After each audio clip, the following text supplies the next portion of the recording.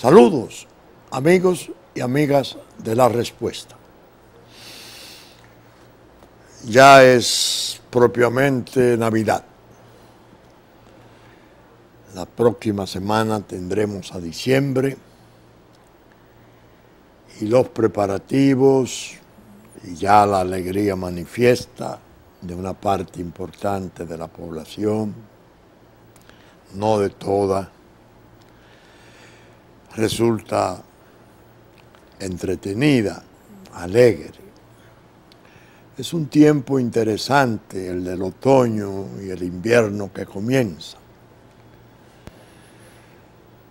porque el fin de año va convocando los recuerdos de cuanto ha ocurrido en el año y cada quien, en mayor o menor medida, hace una especie de inventario consciente o inconsciente de esas cosas del año, qué hizo, cómo pensó, cómo reaccionó, qué pudo hacer, qué no hizo.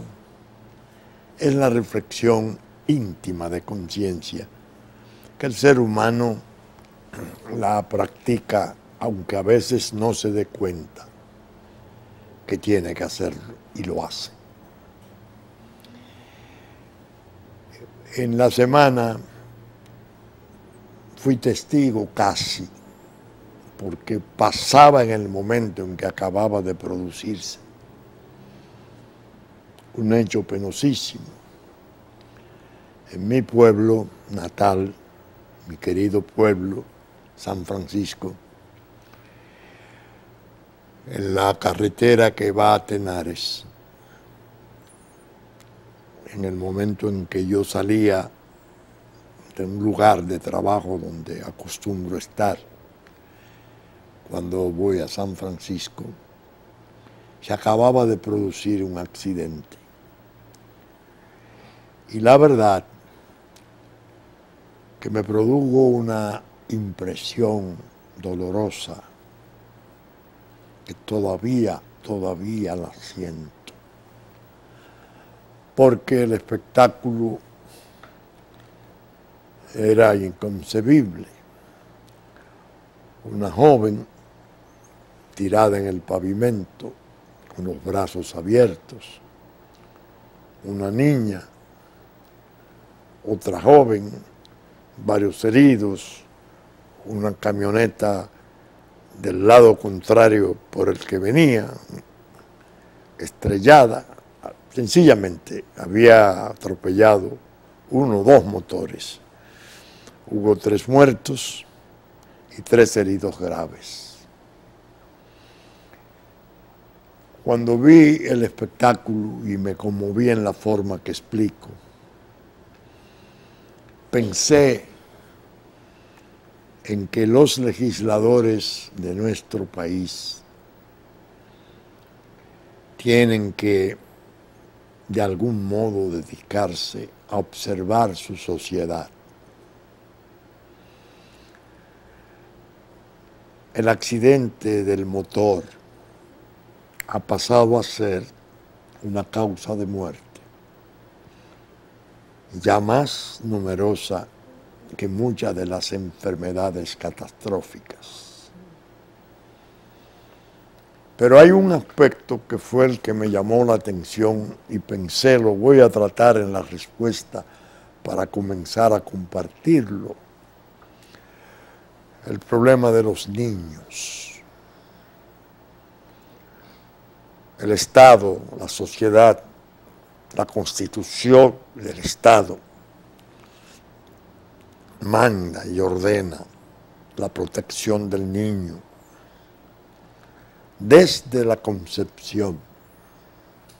Tal es el celo y el empeño del Estado por la suerte de la vida del niño.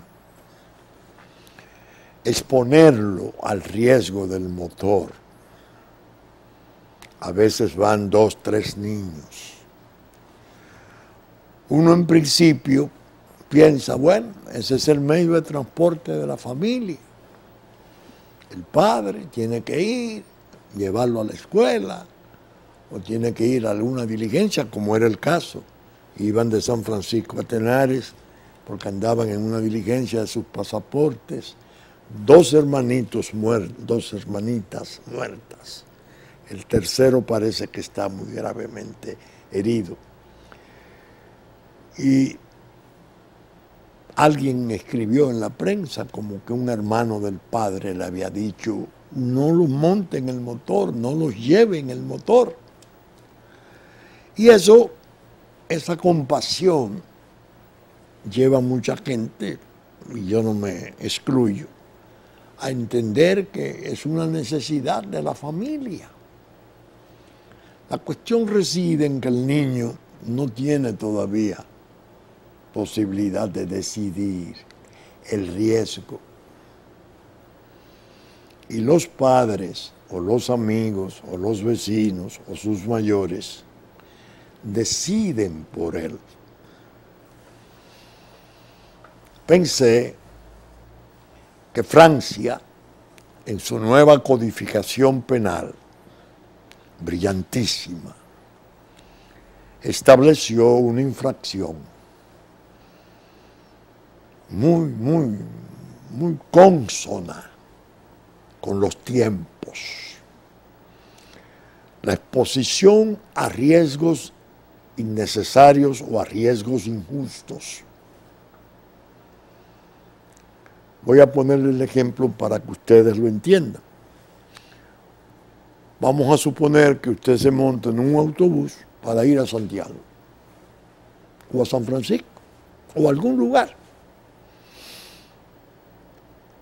El chofer, por la razón que fuere, va a una velocidad excesiva, 120 en un autobús, no ocurre ningún accidente, llega al punto de destino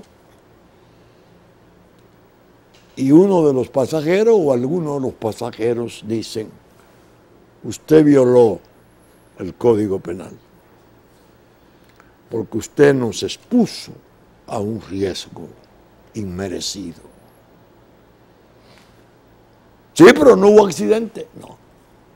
La infracción no tiene nada que ver con el resultado de muertos y heridos. Es un problema de conducta. Entonces yo digo, los niños en los motores, aunque sean sus padres que les lleven, están expuestos a un riesgo inmerecido. Yo no conozco las estadísticas, pero me dice alguien que son asombrosas. La cantidad de niños que mueren en accidentes. Entonces se debe legislar severamente para prohibir en forma terminante que el niño pueda ser, el menor pueda ser llevado en un motor, fuere cual fuere la destreza de su conductor. Porque lo están exponiendo a un riesgo que no es el riesgo de su decisión, que asume por su decisión. Si un ciudadano quiere montarse en eso o hacer cualquier acrobacia, bueno, lamentablemente es una conducta reprochable, expone a los demás a riesgos, pero es su decisión. Ahora, el niño de 3, 4, 5, 6, 7, 8, 9, 10 años no tomó la decisión de ir, le llevaron y le llevan a la muerte. En la desgracia inmensa que eso produce, porque me imagino lo que fue en esa familia devastada con esa pérdida, una cosa horrible. Lo quise traer al programa como una reflexión útil y como mensaje a los legisladores. Alguien proponga, si quiere auxilio técnico, yo se lo ofrecería, apoyándome incluso en los conceptos y las motivaciones que llevaron a los franceses al establecer en su Código Penal ese delito de la exposición de otros a riesgos injustos, a riesgos inmerecidos, como infracción. Pero bien, Dije que el año uno lo toma para recordar muchas veces. Yo soy en eso un aficionado, más que un aficionado, un seguidor de esa práctica. ¿Qué pasó en el año? ¿Cuáles cambios han habido en el año o en el año precedente? ¿Qué trajo de nuevo el año? ¿Cómo han girado las cosas? Y en efecto, hace 2 días apareció en la prensa una publicación interesante, muy interesante, que llamó mi atención y que se aviene con una especie de prédica de opinión que yo he tenido en relación a lo que está gobernando en Estados Unidos y lo que significa para la República Dominicana la presencia de los actuales gobernantes de los Estados Unidos. Sabemos que Donald Trump en la presidencia de los Estados Unidos es el estremecimiento mundial,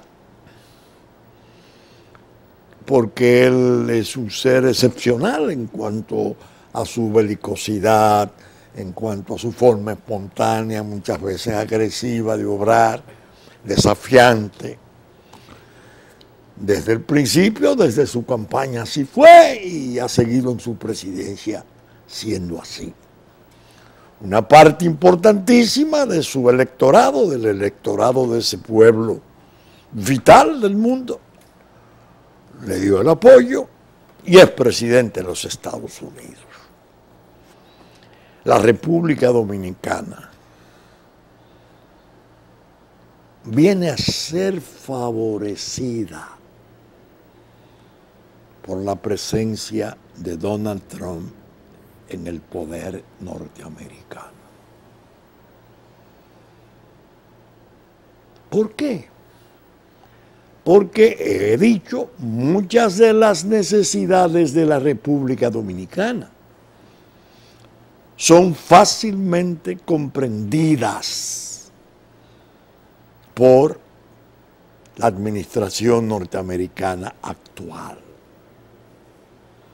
Yo he citado incluso la compañía del presidente Trump. La calidad y la índole de las personas que están más cercanas a él en la dirección estratégica de las líneas de políticas públicas mundiales de Estados Unidos. Me he referido con preferencia al general John Kelly, al general Mattis y a otros más que en cuanto a las necesidades parecidas o similares a las que nosotros tenemos, tienen puntos de vista muy interesantes, favorables a la suerte nacional. Como el presidente Trump tiene una pelea abierta y la inició él y la avisó él con la comunicación social del mundo, porque él se maneja con su Twitter. Medio mundo está en agua porque la prensa le es muy hostil. Y hay mucha gente que se deja condicionar por esa prensa hostil. Y yo le advierto a esa gente desde la respuesta, ¡ey, cuidado! Que cada quien tenga su resabio, que cada quien tenga su reacción, de agrado o desagrado, pero está el interés nacional. Y lo primero que usted tiene que preguntarse, ¿y mi país cómo queda en esto? ¿Qué pasa? ¿Nos conviene? ¿Debemos de hacer provecho de esa presencia en el poder norteamericano? De concepciones e ideas que vendrían a ser soluciones de la gravísima y trágica suerte nacional que se le ha venido urdiendo y tejiendo en los últimos años, en ocasión incluso de administraciones demócratas avanzadas, gente de vanguardia, muy intelectuales sólidos. ¿O por qué el gobierno nuestro no reacciona?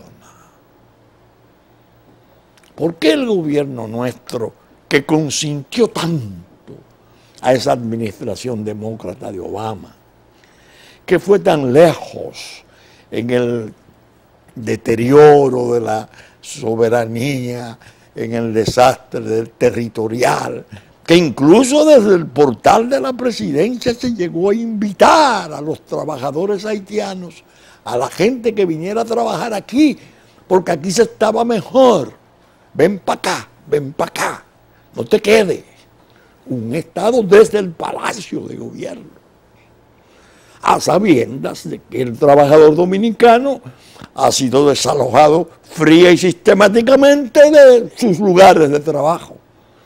Ha sido enviado al desempleo, al desamparo, a la muerte, en violación de la ley nacional que lo protege. Entonces yo digo, caramba, qué interesante es la situación.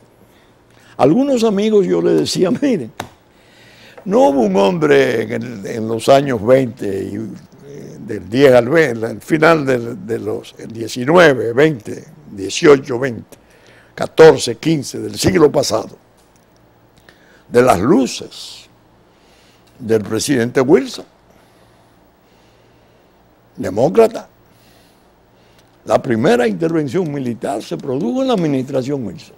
Naturalmente, había una guerra mundial y una serie de implicaciones que no es del caso comentar.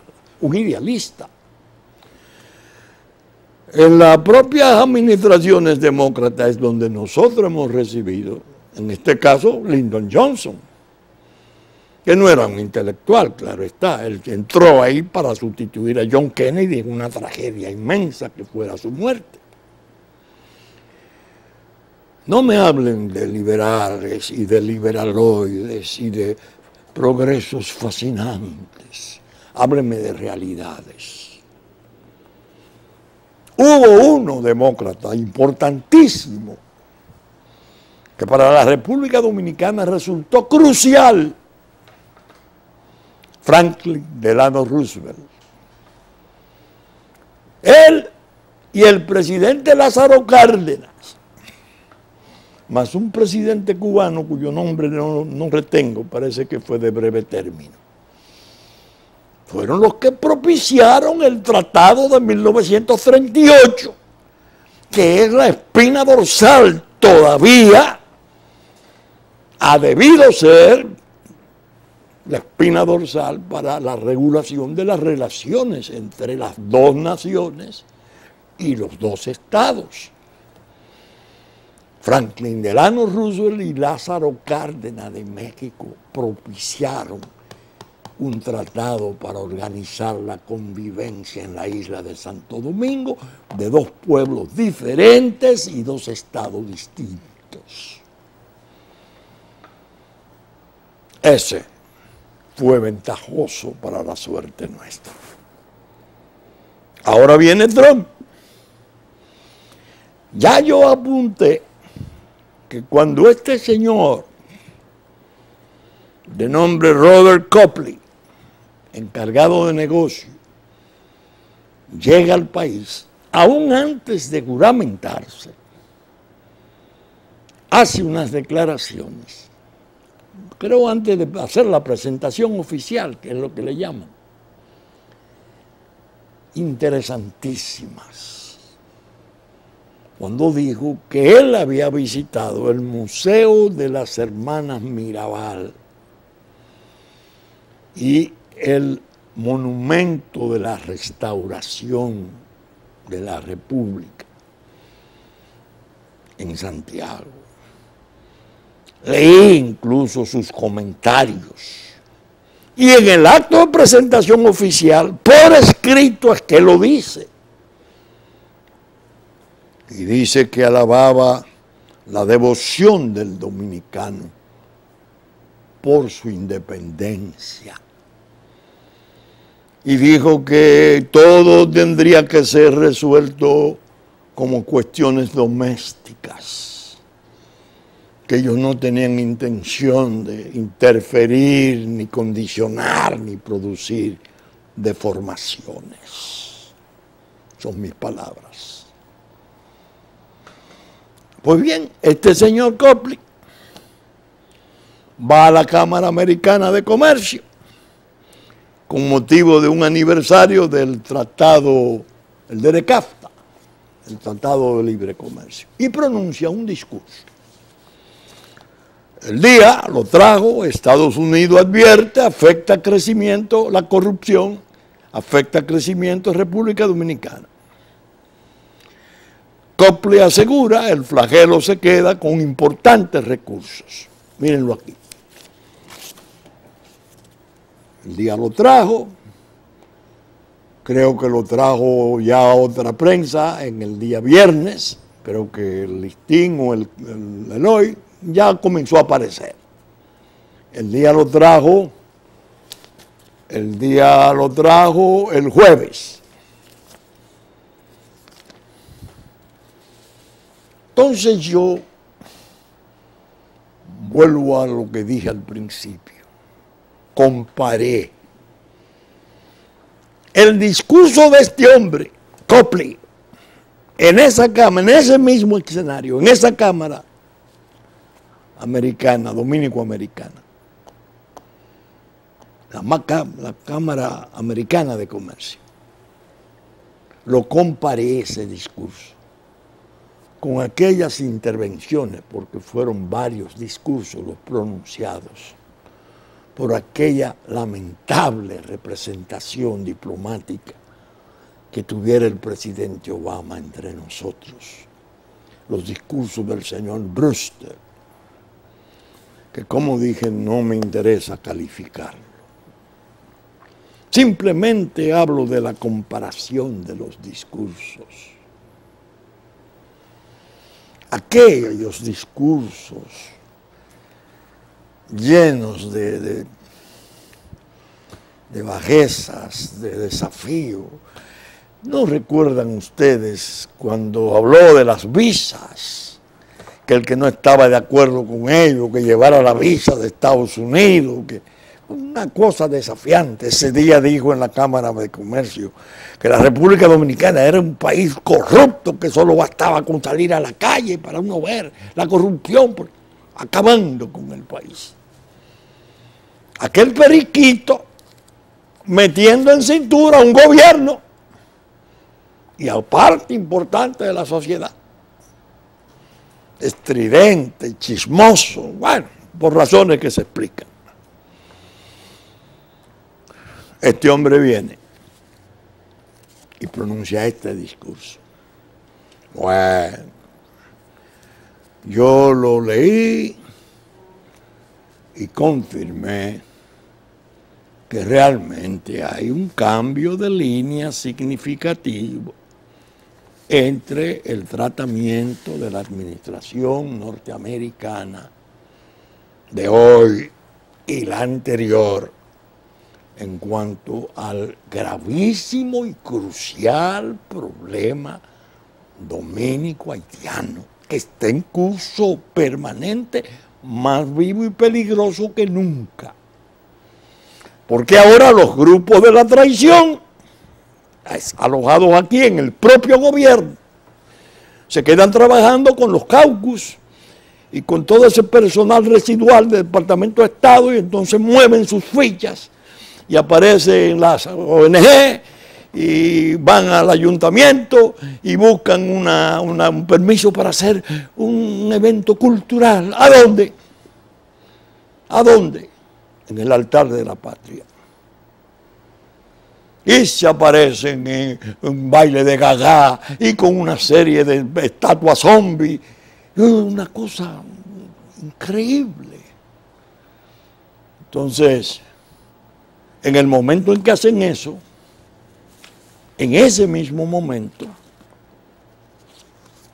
ese sábado, las Fuerzas Armadas haitianas haciendo al pie del monumento de la Berthier, es su 27 de febrero, el 18 de noviembre, el 17, exhibiendo esos soldados bien alineados allá, en el mismo momento.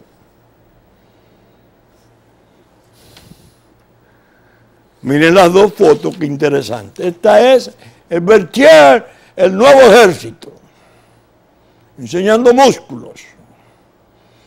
Yo no sé si estos son los que preparara Francia en la Guinea Ecuatorial, que eran 2000. Y aquí en el Panteón, en la Puerta del Conde, ahí mismo, en la inmediación misma del monumento donde descansan la ceniza de los padres de la patria, el otro grupo. Y en la noche, en la Guacarataína, charlatán. Que por cierto me dijeron que no bailó desnudo, sino que estaba todavía vestido. Ahí lo vemos con una novia dominicana, en la Guacarataína. 3 eventos. La novia dominicana, hija de un artista, un hombre importante de la televisión nuestra, un gran amigo ya perdido, que por desgracia vimos el calvario, todo cuanto tuvo que pasar en ocasión de las investigaciones espesas y terribles de la presencia criminal en el país de Figueroa Agosto. Anda ahí con el expresidente haitiano, el ejército allá y el gagá a los padres de la patria. Esa gente que está manejando las ONG, gente de Naciones Unidas incluso, que está metida en el convite, porque andaba ahí la organización de refugiados, la gente de ACNUR andaba organizando ese desorden, esa afrenta, esa provocación, a pedir que el fallo 168, como si lo hubiera dictado en un cabaret, un grupo de tigres dominicanos, no el Tribunal Constitucional nuestro. Ah, no, pero ¿qué estaban pidiendo? Que el artículo 18 de la Constitución se deje sin efecto, porque ellos son todos hijos de ella, no dicen serlo, pero no tienen la más mínima prueba de la legalidad de la presencia de sus padres en el territorio nuestro. No pueden ser dominicanos. Pero consiguieron que un gobierno se diera y le diera todo el territorio y le diera todo cuanto le ha dado, en gravísimo peligro de que la paz termine por turbarse y vayamos a la tragedia. Ese discurso es la confirmación de que es posible que la pava no ponga donde ponía. Siempre que haya el interés dominicano de acogerse a ese cambio favorable a la suerte nacional. Porque es lo que está diciendo el señor nuevo embajador, nuevo encargado de negocio, porque la embajadora todavía está por venir. Bueno, nosotros no vamos a intervenir en nada, háganlo ustedes, todo, Lo vuelve y lo repite aquí. Pero oigan esta parte, que me interesó y me conmovió. Porque al leerlo me recordé de mis conversaciones con oficiales responsables de la lucha antidroga norteamericana, con oficiales norteamericanos, de la propia diplomacia, importantes sobre los problemas de corrupción. Oigan esto, en mi opinión, es mi opinión, que la manera en que la República Dominicana responda a esas preguntas va a definir cuán exitosos podemos ser y quizás más allá de los próximos 10 años. Estaban en el aniversario del DERECAFTA. La primera pregunta es la más importante. ¿Cómo puede la República Dominicana aumentar su competitividad?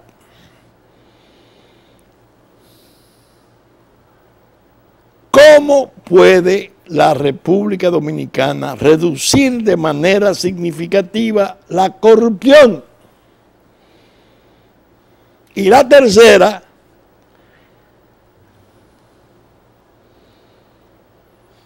vamos a verla, va a definir cuán exitoso. La primera pregunta es la más importante. ¿Cómo puede la República Dominicana reducir de manera significativa la corrupción? La segunda y la tercera no les vendrán como una sorpresa. ¿Cómo puede la República Dominicana aumentar su competitividad? Y la tercera, ¿cómo mejorar la seguridad de sus ciudadanos? Como todos saben, aquí estas preguntas son fáciles de formular, pero difíciles de responder. Extremadamente difíciles de responder. Y aquí quiero ser absolutamente claro. El papel de mi país como amigo, aliado y socio de su país no es responder esta pregunta por los dominicanos. No es nuestro lugar, aunque sí tenemos el interés de ayudarles a fortalecer sus instituciones y también tenemos interés en la salud de su economía y su democracia. En esta situación lo único que puedo ofrecer es que yo sé que la fortaleza de las instituciones de los Estados Unidos es lo que impulsa la confianza de los inversionistas. Volviendo a las preguntas sobre la corrupción, no voy a extenderme mucho porque ustedes saben mejor que yo la gravedad de la situación. Las encuestas, las noticias y todos los demás indicadores nos dicen que los dominicanos están hartos de la corrupción. La República Dominicana clasificó en el lugar 120 de 176 en el índice de percepción de la corrupción de 2016 por una ONG respetada. La corrupción sigue siendo un lastre importante para el crecimiento, no solo aquí, sino en toda la región y en el mundo. Esta les roba a los negocios la predictibilidad de los consumidores y daña la capacidad del gobierno para promover una buena política económica. Ningún país está libre de corrupción y ningún país puede decir que está haciendo lo suficiente para combatir sus efectos. Eso se llama concepto. Eso se llama, qué diferente al periquito aquel. Nos echaba a un basurero. Nosotros éramos lo más despreciable del mundo. Ellos no, ni en otras partes. Increíble. Sigue la cita. Las revelaciones en el caso de Odebrecht han demostrado que millones de dólares, los cuales podrían haber sido apoyados, habían podido apoyar la educación, la infraestructura y el desarrollo, se desviaron hacia la corrupción. Estas pérdidas tienen que ser confrontadas y estas tendencias tienen que ser revertidas si queremos continuar un crecimiento económico durante los próximos 10 años, etcétera, etcétera. Esa es una línea de un gobierno, una línea respetuosa, una línea seria, que lamentablemente el gobierno nuestro no está interesado, y parece que por razones muy especiales, no está en condiciones de acogerse a ella. Esa es la desgracia. Por eso les dije que comparaba las cosas. Y esta me vino como anillo al dedo para ir probando que no he estado fantaseando ni fabulando sobre una supuesta cambio de posición y actitud de Estados Unidos. No, allá hay una revolución con la presencia de Trump y esas líneas de gobierno que a nosotros nos aventaja, porque podríamos organizar legalmente la cuestión migratoria. Podríamos organizar la cuestión de la ley de protección del trabajo, organizar la cuestión del abuso que se está haciendo de nuestros recursos en el presupuesto de salud.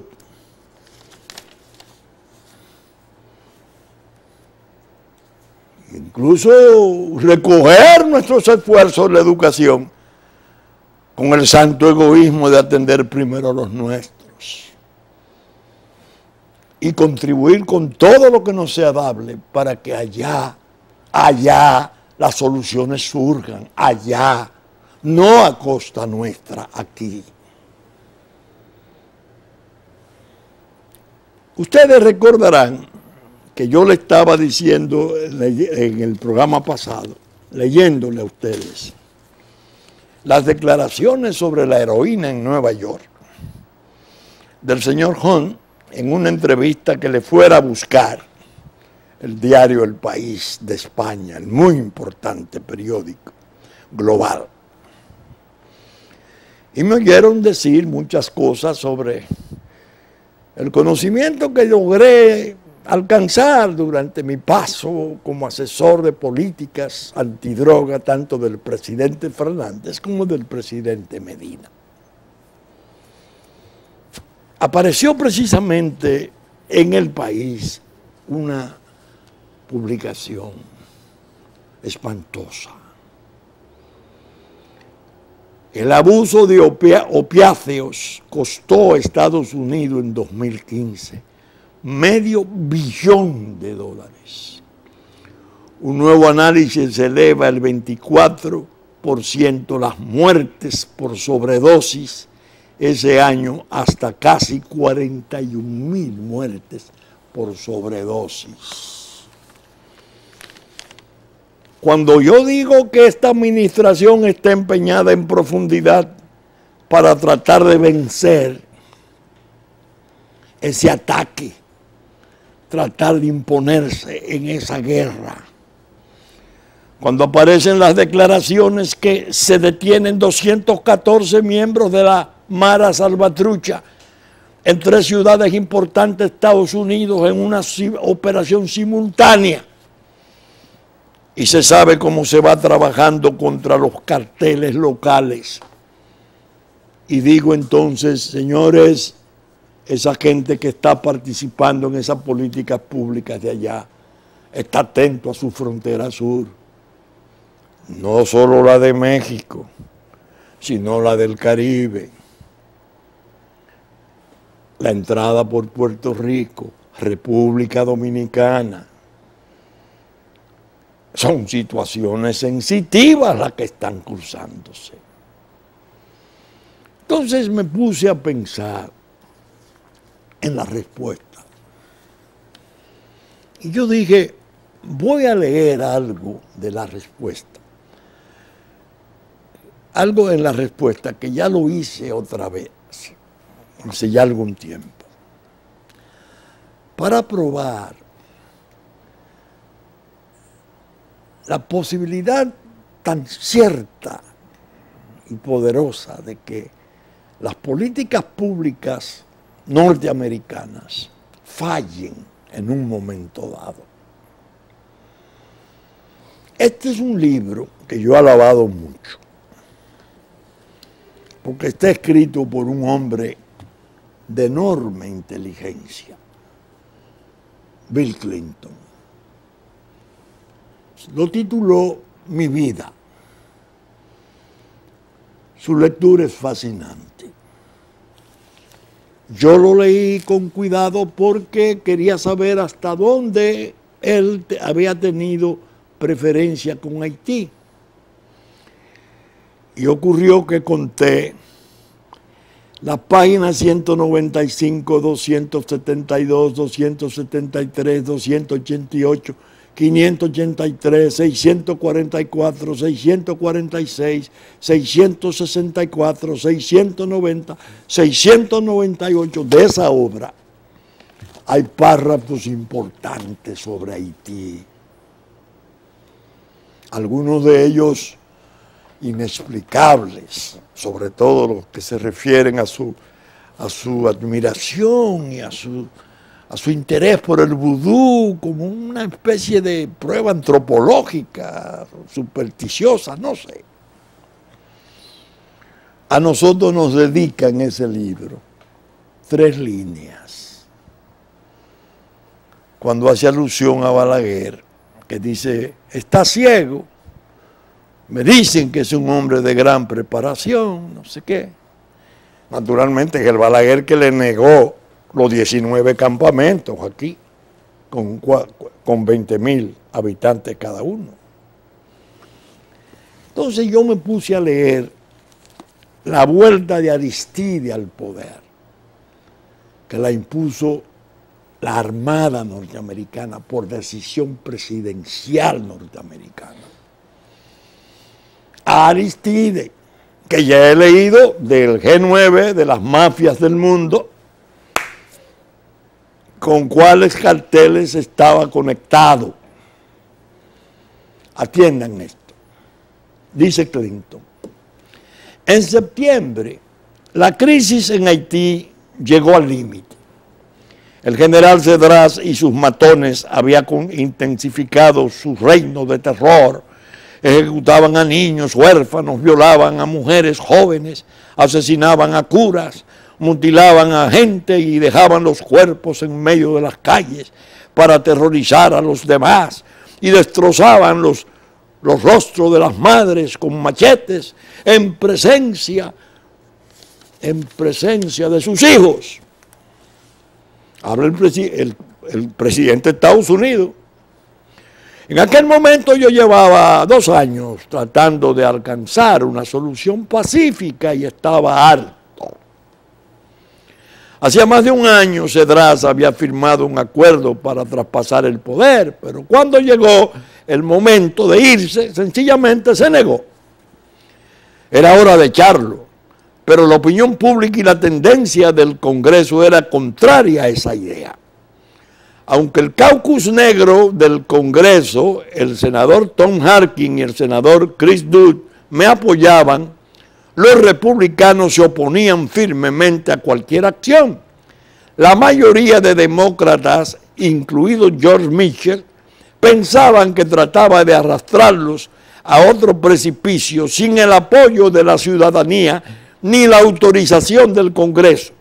Incluso había una división interna en la administración. Al Gore, Warren Christopher, Bill Gray, Tony Lake y Sam Berger estaban a favor. Bill Perry y el Pentágono estaban en contra, pero habían preparado un plan de invasión por si yo daba orden de atacar. Yo creía que debíamos actuar. Estaban asesinando a gente inocente que en nuestras narices.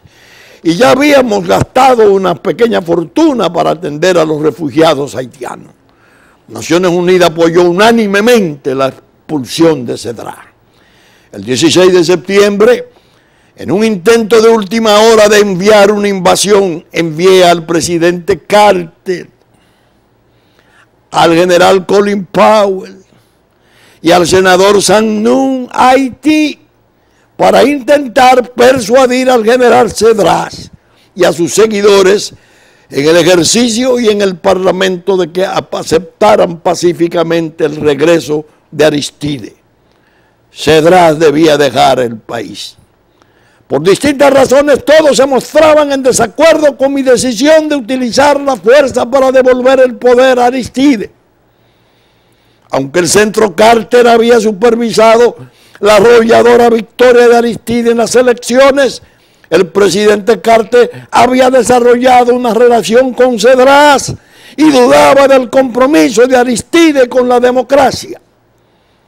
El senador Nunn estaba en contra de la vuelta de Aristide hasta que se celebraran elecciones parlamentarias, porque no confiaba en que Aristide protegiera los derechos de las minorías si no existía una fuerza de compensación establecida en el Parlamento. El general Powell pensaba que solo el ejército y la policía podían gobernar Haití y que eso jamás colaborarían con Aristide.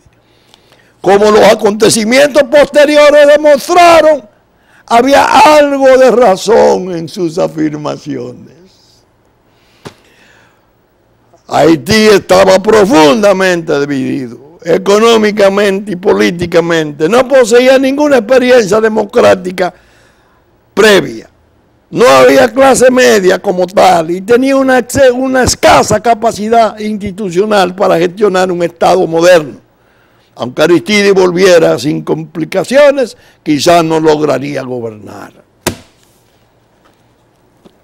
Un presidente de Estados Unidos confesando su error, porque después se vio lo que Aristide hizo, y el cuello de fuego, y el neumático alrededor, y la celebración de ver enemigos calcinados, tuvieron que volver ellos y llevárselo para Sudáfrica. Y pasar 13 años en Naciones Unidas allí con una presencia de MINUSTAH, limitada a una supuesta consolidación de la paz o mantenimiento de la paz, sin mandato ninguno en cuanto al tráfico de droga en un estado, en un narcoestado totalmente colapsado. Esos errores en esos niveles, oigan las tres opiniones que este señor inteligentísimo, porque Bill Clinton es brillantísimo, hay que reconocerlo, desconoció. ¿Por qué quería él Aristide ahí?